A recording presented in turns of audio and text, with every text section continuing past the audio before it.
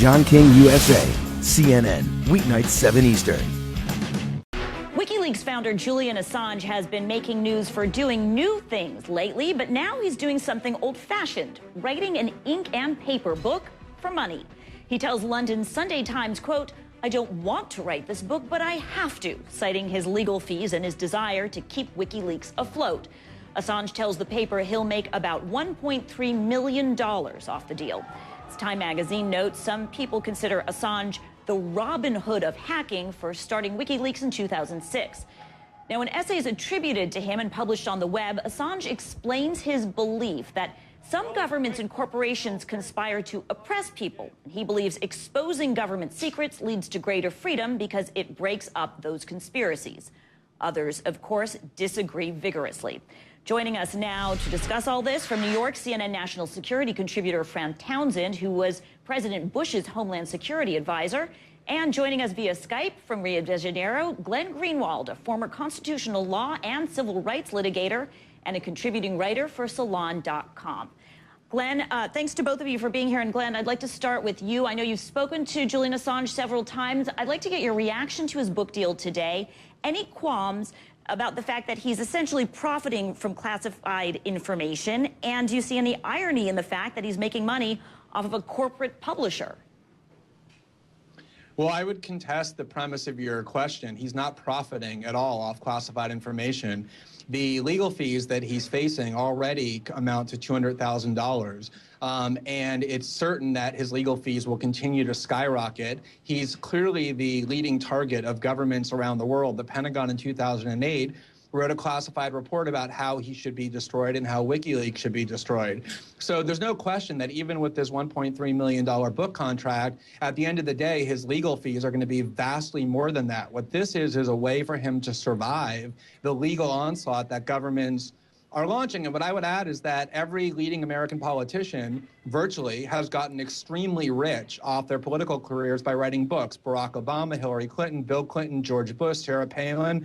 He's not profiting. He's just surviving by writing a book that will let him defend himself from these legal proceedings. Well, certainly he doesn't want to follow in the model of the very people he derides and is trying to bring down. So there's a contradiction there. I want to ask you, you've defended Assange in your columns. Can you explain for people, what is his ultimate goal? Beyond embarrassing and disrupting the U.S. government, what good do his supporters really hope will come from everything he's doing? Well, I don't think embarrassing the U.S. government is his goal. I think what he does is he looks at what has happened in the United States over the course of the last decade.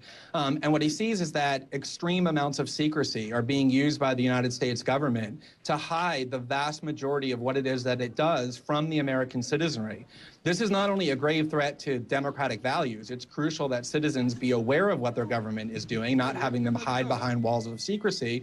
But what we've seen is that it's secrecy that allows the government to engage in all kinds of criminality and corruption. It's secrecy that let the Bush administration mislead the American people into believing that we had to go to war against Iraq to get rid of weapons that Saddam Hussein didn't have, to establish a worldwide torture regime, to spy on Americans without the warrants required by law. The founders all recognize that when people in power are able to operate in the dark, what they do is they abuse their power and they act deceitfully and corruptively. And so what Julian Assange believes in and what millions of people around the world believe in is that it's necessary to shine light on what the world's most powerful factions are doing to prevent this level of abuse of power and corruption.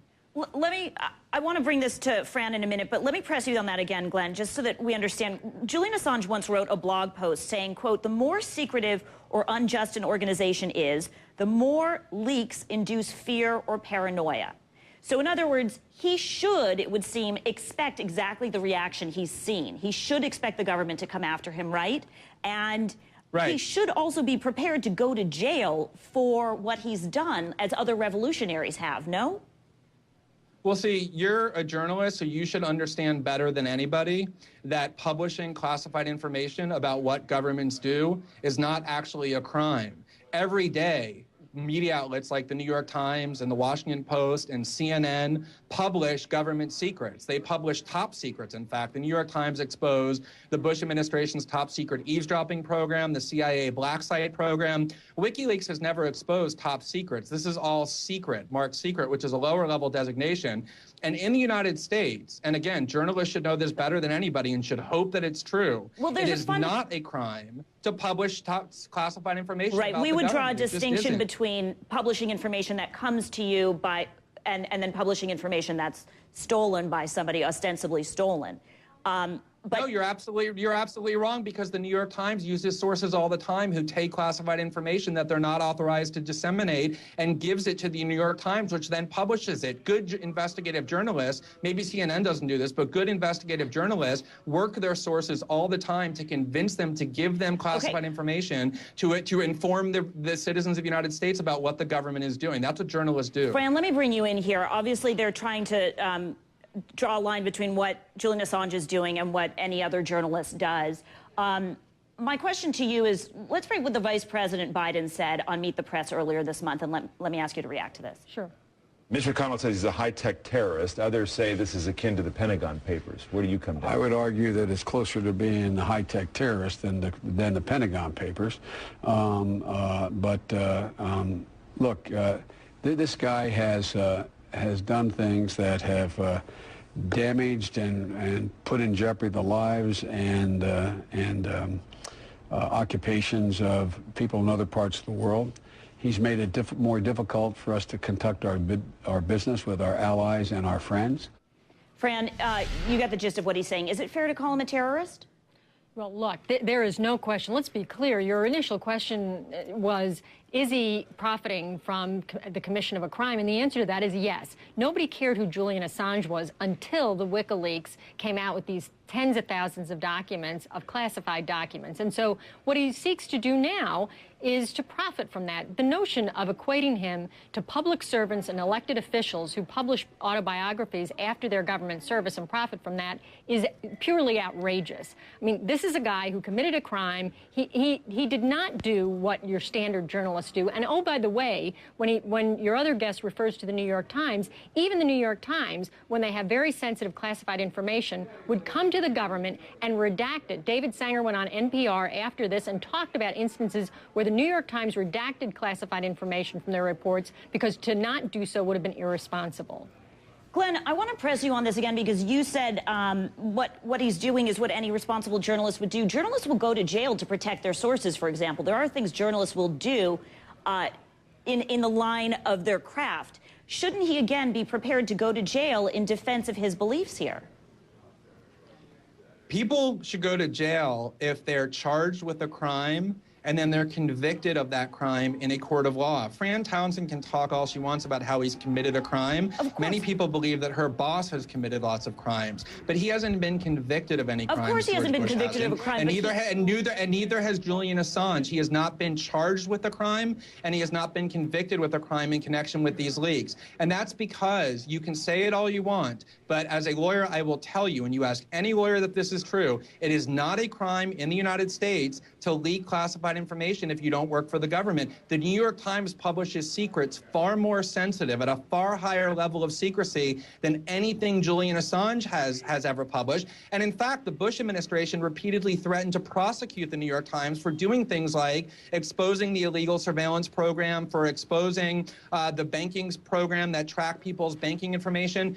Classified information, publishing classified information is what journalists do. And I can't believe that anyone in the field of journalism, such as yourself, would say that he should go to prison for doing what reporters are supposed to do, which is inform people about what the government is doing. Fran, is there any good that can come of what Julian Assange is doing? Is there a transparency motive here that's admirable?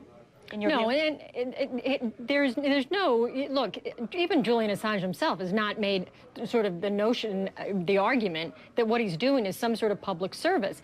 This is somebody who absolutely, he didn't take any steps to understand the information. It was so vast of what he was publishing, whether or not it would be useful or not. He made no distinctions about the harm that he might be doing to foreign governments, to the U.S. government, to diplomats and soldiers around the world.